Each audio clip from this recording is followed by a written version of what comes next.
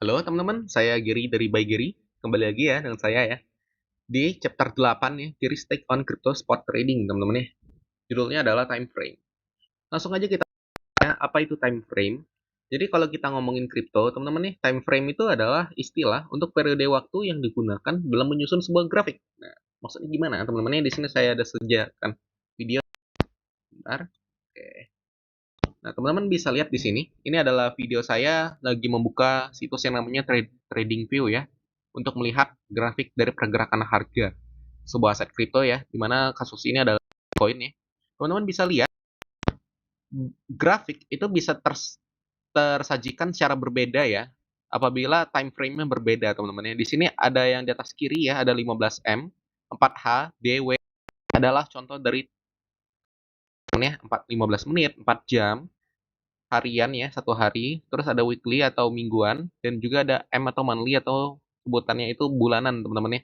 Jadi time frame disajikan dengan berbagai bentuk periode ya teman-teman ya, berbagai periode waktu ya, dan ini digunakan untuk menyusun sebuah grafik teman-teman ya. Tampilan dari sebuah grafik itu akan berbeda pada frame yang berbeda ya, meskipun datanya semuanya sama teman-teman ya, tidak ada data yang berbeda ya dalam sebuah market, tapi cara menyajikan grafik itu bisa berbeda-beda tergantung dengan time frame-nya.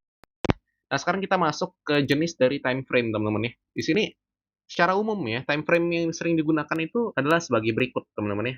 Yang pertama ada 1S atau 1 detik ya. Ini adalah 1 second atau 1 detik. Kemudian ada 1M atau 1M ya, 1 minute atau 1 menit. Kemudian ada 3, yang ketiga adalah 3M atau dan juga 3M. Yang mana ini artinya ya 3 minutes atau 3 menit. Kemudian ada 5M 5M, 5 minutes atau 5 menit. 15M 15M, 15 minutes atau 15 menit.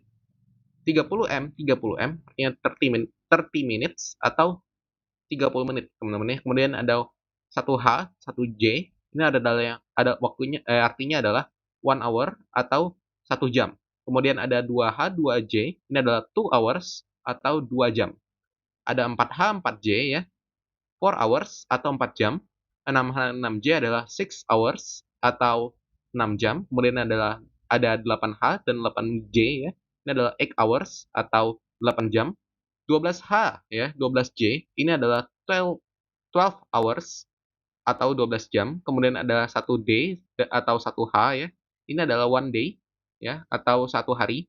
Kemudian ada 3D, 3H. Ini adalah 3 days atau 3 hari. 1W, 1M adalah 1 week ya, atau 1 minggu. Kemudian ada 1M, 1B. Ini adalah 1 month atau 1 bulan, teman-teman ya. Nah, di sini teman-teman perlu perhatikan bahwa memang sangat banyak time frame yang bisa digunakan ya.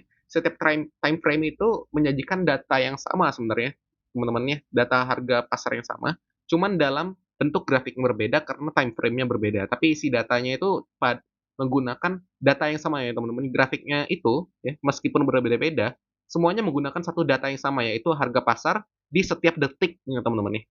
Jadi setiap detik yaitu direkam data harga pasarnya ya, kemudian disusunnya dalam sebuah grafik, bisa dalam 1 jam, bisa dalam 1 hari, bisa dalam 1 minggu, atau 1 bulan teman-teman ya. Nah teman-teman di sini kita akan membagi ya penggunaan time frame itu menjadi dua ya. Jadi kalau kita ngomongin kripto biasa itu ada dua jenis ya teman-teman, ini dari flipping atau trading ya. Saat kita melakukan kegiatan flipping atau trading itu bisa dilakukan dengan jangka waktu pendek atau jangka waktu panjang. Kalau jangka waktu pendek itu biasa orang-orang sebutnya scalping ya. Kemudian untuk jangka waktu panjang itu biasanya disebut sebagai swing. Nah, teman-teman, untuk scalping ya atau yang jangka waktu pendek, tentu time frame yang digunakan ya atau umum digunakan adalah time frame yang kecil, teman-teman ya, atau jangka waktu time frame-nya itu pendek, teman-teman ya.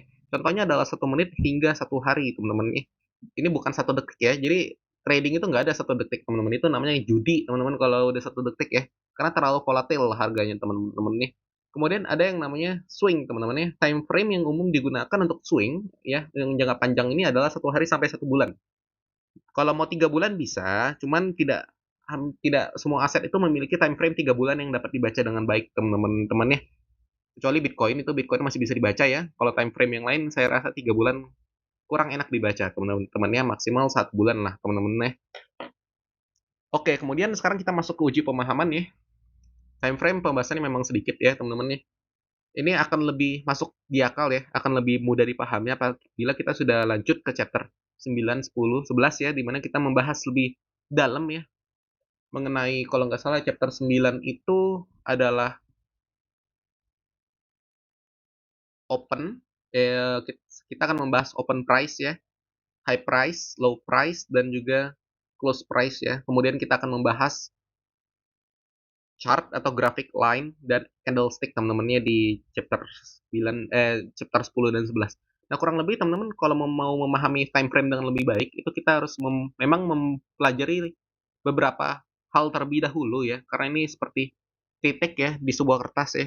Titik, kalau titiknya cuma satu nggak bisa disambungin teman-teman ini, tapi kalau titiknya banyak teman-teman bisa melihat polanya, teman-teman bisa menggambar dari titik-titik itu ya teman-teman ya.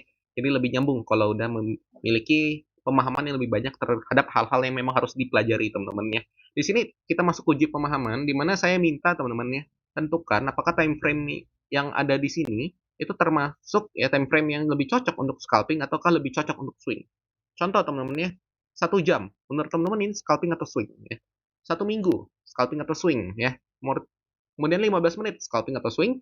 4 jam, scalping atau swing. Dan terakhir ada 1 bulan. Apakah menurut teman-teman ini scalping atau swing? Jawabannya bisa ditulis di kolom komentar ya.